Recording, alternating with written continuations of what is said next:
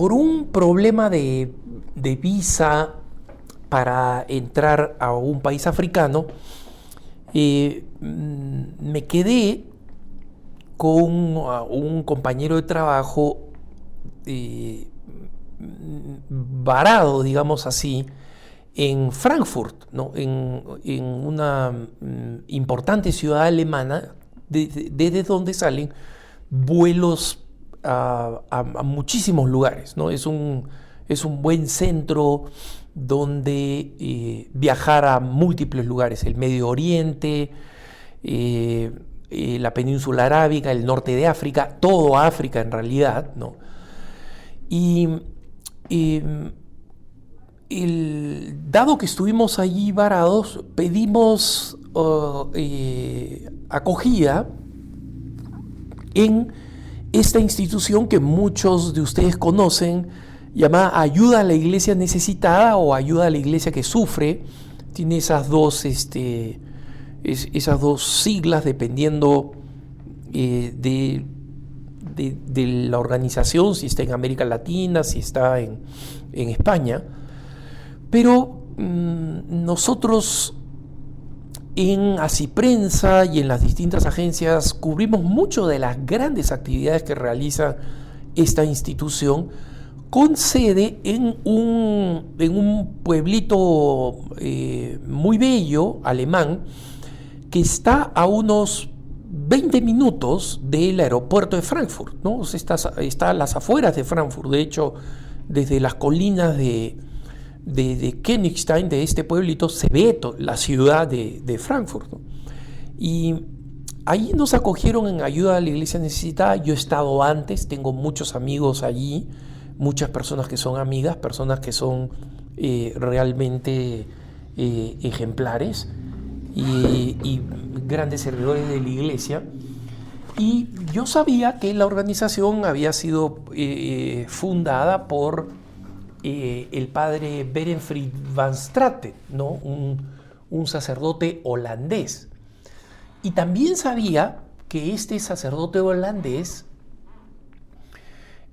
había pedido comida, ¿no? Productos, pero no había mucho dinero. Inmediatamente después de la Segunda Guerra Mundial, había pedido mucho dinero, mucha ayuda para alimentar a los alemanes que estaban muertos de hambre. Pero en una de las misas, porque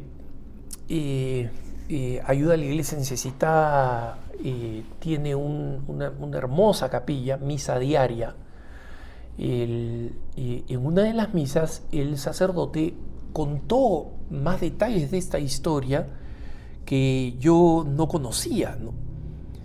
Y es el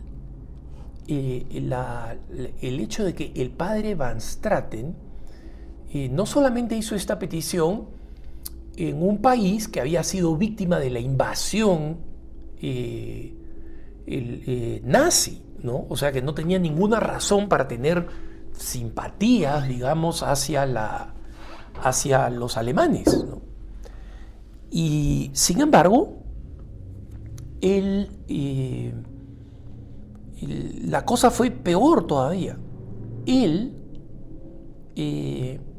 predicó en un pueblo, en la parroquia, en la iglesia de un pueblo, donde había habido una resistencia antinazi y donde la última acción de los nazis antes de retirarse fue destruir parte importante de, digamos, algunas construcciones gubernamentales del pueblito y matar a varias personas por haber atacado a soldados del ejército alemán, ¿no? En consecuencia, no solamente había sido pues Holanda, que había estado invadida, sino el pueblo con el recuerdo más amargo y fresco de la guerra que acababa de terminar, ¿no? Entonces, en las distintas misas que presidió el padre Van Straten, les dijo: hermanos, esta es la razón por la cual tenemos que ayudar a los alemanes, ¿no? Y hay un dato histórico que el sacerdote predicó, el sacerdote en ayuda a la iglesia necesitada, que yo no conocía o no recordaba, ¿no? La Alemania de la posguerra estaba efectivamente destruida y con una cantidad enorme de necesidades materiales, ¿no? Pero muchos alemanes, poblaciones germanoparlantes, tuvieron que huir de otros países donde se encontraban, incluyendo Rusia, ¿no? Donde habían comunidades alemanas que estaban allí hace décadas, si no siglos, ¿no? Una muy importante en el corredor del Danzig, ¿no? Que fue recuperado por Polonia. Entonces, estas etnias alemanas que estaban en otras partes, especialmente en la Europa del Este, fueron expulsadas o, ante la amenaza de ser encarcelados simplemente por ser alemanes, emigraron y llegaron a una Alemania pobrísima que no tenía cómo acogerlos, ¿no? Entonces, el padre Van Straten explicó esto a los fieles. Y la reacción, digamos, no fue positiva ese domingo, ¿no? Predicó en 3 misas. La gente no dijo nada, ¿no? Literalmente no dijo nada, no se quejó, no le dijo ni hablar a estos, no les vamos a dar, ellos destruyeron, han matado gente.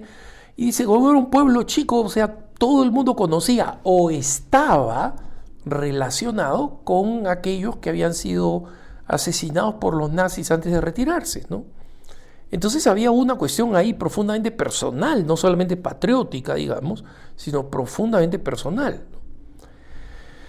Pero ese domingo en la noche, cuando ya habían acabado las misas, una señora mayor toca la puerta de la rectoría. El padre Van Straten sale y esta señora le dijo: padre, a mí no me gustó lo que usted dijo en misa, pero después, pensando y rezando, comprendí.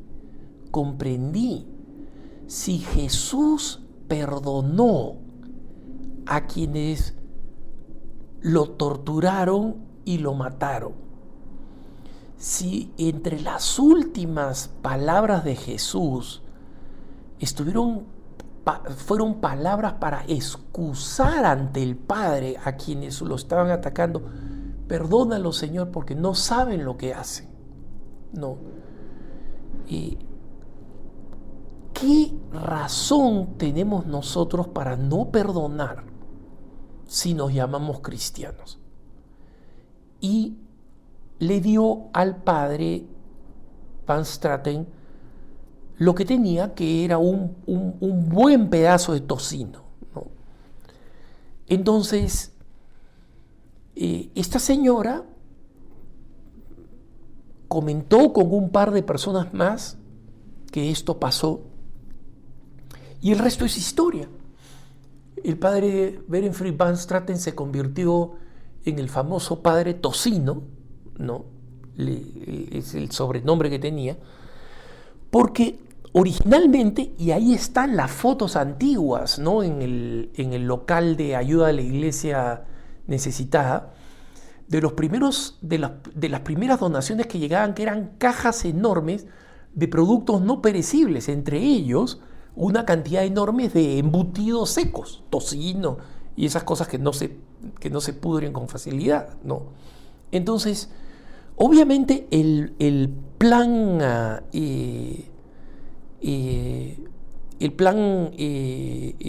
Marshall, ¿no? el plan norteamericano de recuperación rápida de la Europa occidental, y la enorme ética de trabajo de los alemanes, sacó a Alemania rápidamente de la pobreza, ¿no? Pero los alemanes nunca olvidaron la generosidad de este sacerdote holandés, y el sacerdote holandés se mudó a Alemania, donde siguió recaudando ayuda, pero esta vez para las naciones que estaban en el otro lado de la cortina de hierro, y cambió de nombre Kirchennot, o sea, iglesia necesitada, Ostpriesterhilfe, ¿no? Que en alemán significa ayuda a los sacerdotes del este, ¿no? Entonces, Kirchennot, que es hoy en día una organización universal, tantos sacerdotes en América Latina, en África, en el Medio Oriente, saben de ellos, ¿no? Pero el origen era ayudar a estas iglesias perseguidas y ayudar incluso a aquellos que no eran católicos, ¿no? Muchísima ayuda fue a dar a manos de cristianos ortodoxos en la Unión Soviética, en Rumanía, en Bulgaria, por ejemplo. Y cosas tan ingeniosas como, por ejemplo, una iglesia flotante, ¿no? Que las autoridades comunistas veían con poca simpatía, pero esta iglesia flotante, una iglesia literalmente, solamente que era al mismo tiempo un barco, podía moverse, ir de pueblo en pueblo y detenerse y celebrar una misa. La gente entraba y ya cuando las autoridades se enteraban, el barquito se había ido, ¿no? Entonces, esta comprensión de esta señora, ¿no? Esta comprensión de esta señora, que al dejar que la fe, ¿no?, ilumine su mente, ¿no? Ilumine su mente. ¿Por qué voy a ayudar a estos tipos? Estos tipos se merecen sufrir, especialmente los soldados que mataron a mis conocidos y familiares.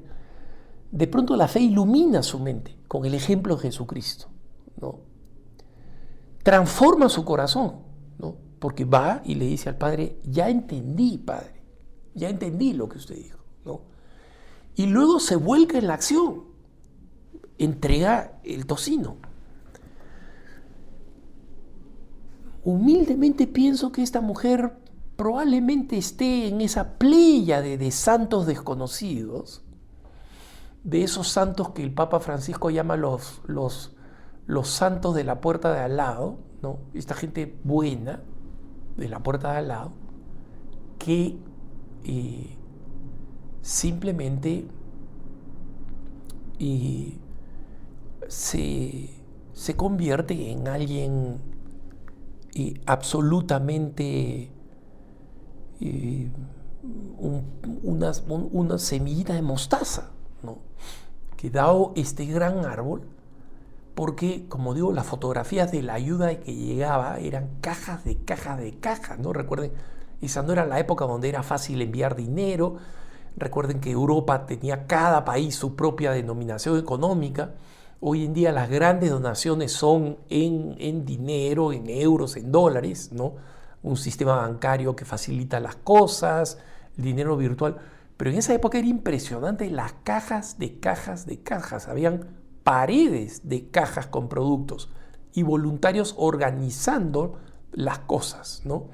Y recuerdo una foto de un camión hecho especialmente para distribuir ayuda, que se llamaba Camión Stepinac, ¿no? Y el cardenal Stepinac fue un héroe en Yugoslavia, cuyo proceso de de canonización está abierto porque ya es beato, ¿no?